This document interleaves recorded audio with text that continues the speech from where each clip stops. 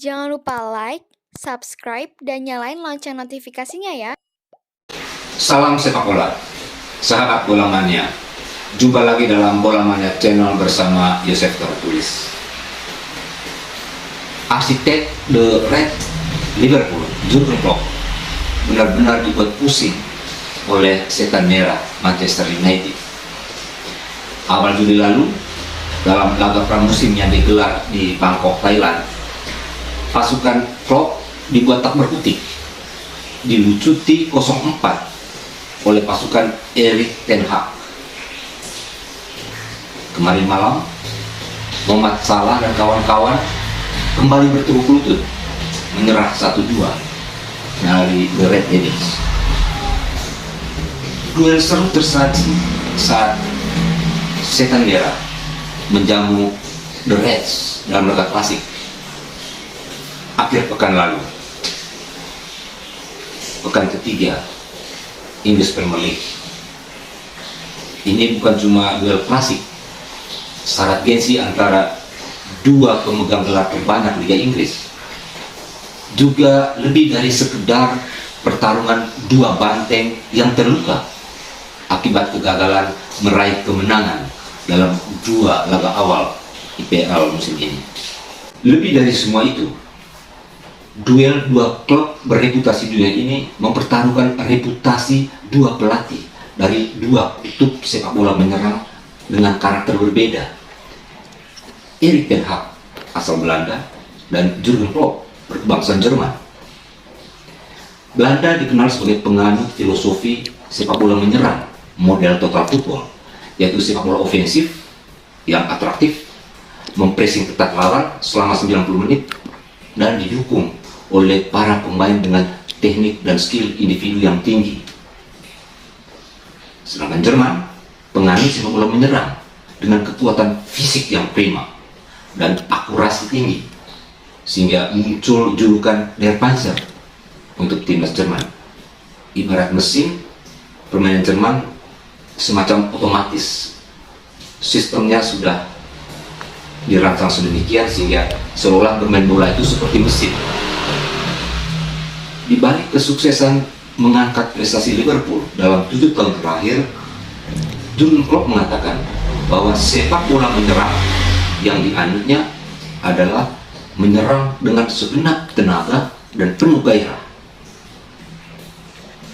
Pemain, kata Jurgen Klopp, harus mampu berlari lebih cepat dari lawan untuk merebut dan menguasai bola, lalu menciptakan peluang-peluang untuk menjadi gol. Dalam 2-3 musim terakhir, ketika Liverpool bersaing ketat dengan Manchester City untuk meraih trofi Liga Inggris, penerapan filosofi sepak bola ala Panzer Jerman yang diterapkan oleh Jurgen Klopp, kira-kira komposisi atau skuadnya seperti ini. Di lini depan ada trio striker yang punya kecepatan tinggi, bertenaga, dan berani bertarung adu badan dan tackling, yaitu Mohamed Salah di kanan, yang meskipun posturnya pendek namun gesit dan berani duel badan. Lalu di tengah ada Sadio Mane, sebelum sekarang dia bermain di Manchester Bayern Munchen. Sadio Mane juga dikenal memiliki postur dan fisik yang kuat untuk duel dengan lawan, baik duel udara maupun tackling. Kemudian ada Luis Diaz di kiri, yang juga pemain yang memiliki kecepatan tinggi, punya tenaga kuda yang tidak pernah habis, baik dia menyisir lewat pinggir lapangan maupun merasek masuk ke tengah untuk mencari peluang mencetak gol. Trio lini depan ini kemudian didukung oleh trio lini tengah, ada Henderson, Fabinho, dan Thiago Alcantara. 3 tipikal gelandang petarung yang siap menjumpai bola ke trio lini depan. Kemudian di 2 fullback kanan dan kiri, kita lihat ada Alexander Arnold di kanan dan Robertson di kiri, yang dua-duanya pelari, petarung yang setiap saat siap merangsek naik, membantu serangan, dan terkadang mereka juga berani masuk ke jantung pertahanan lawan. Di sisi lain, Erik ten Hag datang dari negeri kincir angin, penganut sepak bola ofensif yang mengandalkan kombinasi ball position dan pressing total terhadap lawan, dan mengandalkan pemain-pemain yang punya kualitas tinggi, kualitas teknik dan skill yang tinggi. Pressing total ini sesungguhnya merupakan produk turunan dari filosofi sepak bola total football yang dikembangkan oleh Rinus Michels tahun 1970-an di Ajax Amsterdam, dan kemudian di tim nasional Belanda, dan yang kita kenal ketika melawan Jerman di Piala Dunia 1974. Filosofi total football ini yang dikembangkan oleh Rinus Michels ini kemudian dimodifikasi oleh legenda sepak bola tim oranye Johan Cruyff di Barcelona, Spanyol. Sepak bola atraktif Ajax Amsterdam dan Barcelona sampai hari ini merupakan warisan dari Rinus Michels dan Johan Cruyff.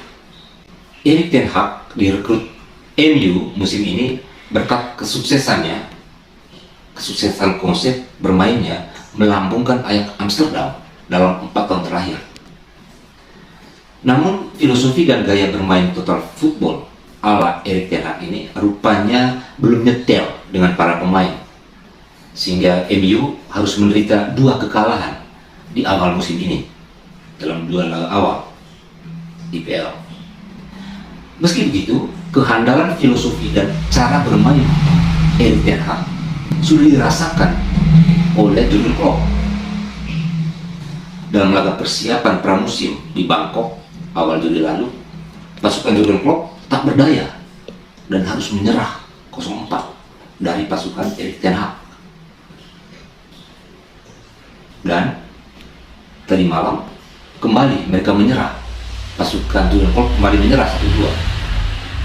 Jadi pertarungan kemarin malam syarat gengsi dan juga syarat dendam. Artinya Jurgen Klopp ingin membuktikan bahwa filosofi sepak bola yang dianutnya selama 7 tahun ini sukses, dan apalagi beberapa pertemuan terakhir sebelum Ten Hag datang, Liverpool selalu mampu mengalahkan Manchester United.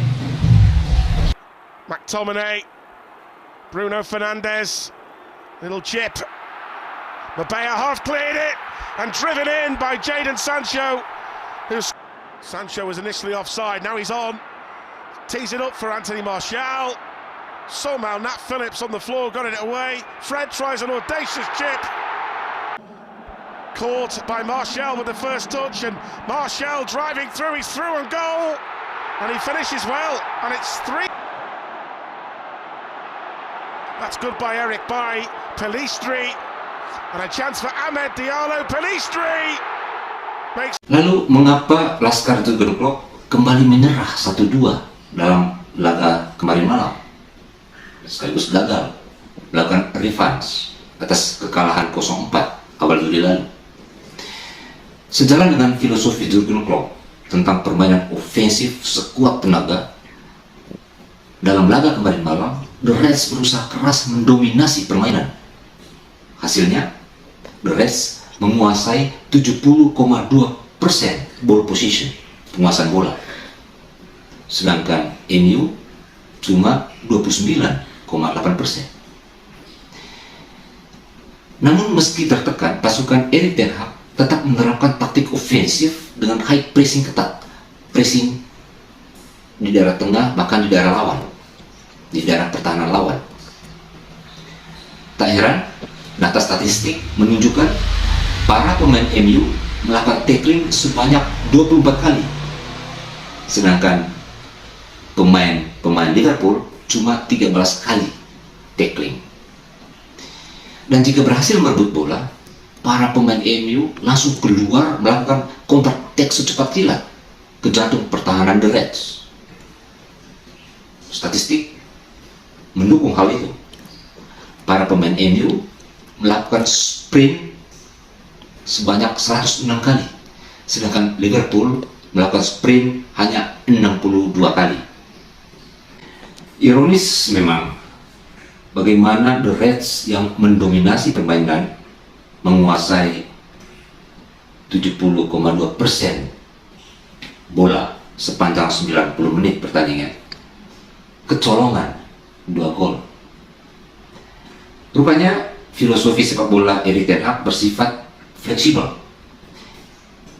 Ia memilih bermain total football efektif pragmatis saat melawan tim sekuat dan syarat pengalaman sekelas Liverpool.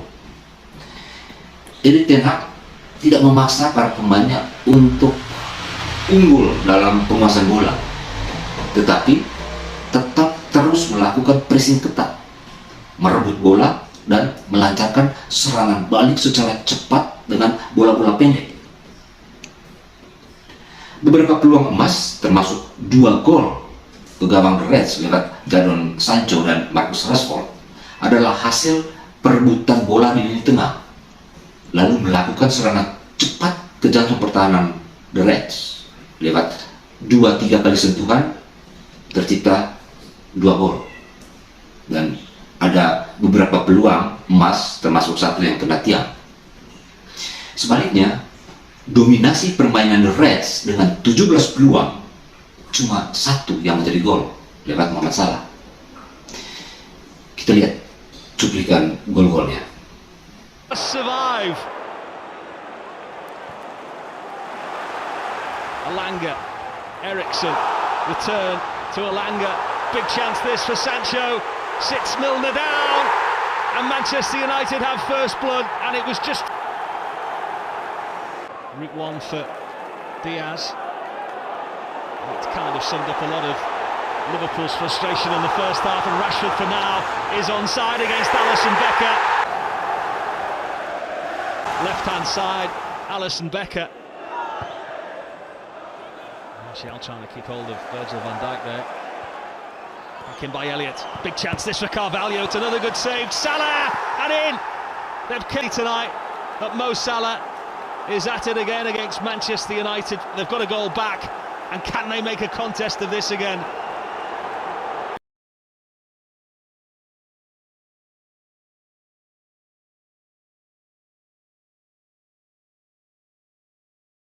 Di luar faktor filosofi dan cara bermain, saya juga melihat beberapa faktor yang mempengaruhi tidak stabilnya penampilan The Reds dalam 3 laga awal, plus kekalahan telak 0-4 dalam uji coba pramusim bulan lalu. Pertama, faktor yang saya lihat menentukan sekali adalah bahwa The Reds, Jurgen Klopp kehilangan Sadio Mane sebagai tandem maut Mohamed Salah dan Diaz di ujung tombak. Klopp memang sudah punya konsep bermain yang berbeda untuk musim ini dengan mendatangkan Darwin Núñez sebagai pengganti Sadio Mane.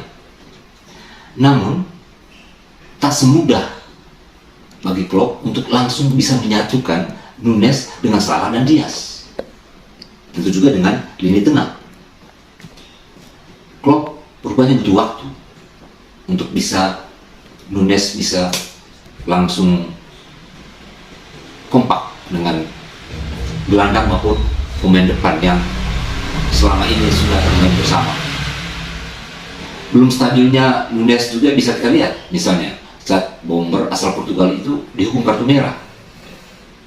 Artinya bisa jadi secara psikologis ataupun situasi tim belum mendukung, sehingga Núñez harus absen dalam duel krusial melawan MU kemarin malam. Faktor kedua, The Reds sedang pincang saat ini dengan cederanya beberapa pemain utama, pemain inti seperti Thiago Alcantara, Joel Matip, Diogo Jota, Ibrahim Konate, plus Núñez sendiri yang terkena hukuman kartu merah. Jadi ketidakstabilan ataupun penampilan The Reds saat ini sebenarnya karena timnya sedang pincang. Tapi saya meyakini The Reds segera bangkit dan kembali ke jalur kemenangan, ke jalur perburuan gelar mahkota Liga Inggris musim ini. Momentumnya akhir pekan ini saat The Reds menjamu klub promosi Bournemouth. Saya juga meyakini Total Football Setan Merah, tim asuhan dari Erik ten Hag, akan kembali memakan korban akhir pekan ini saat mereka tandang ke markas Southampton. Sampai di sini dulu ulasan sepak bola Liga Inggris. Sampai jumpa dalam episode selanjutnya. Salam sepak bola.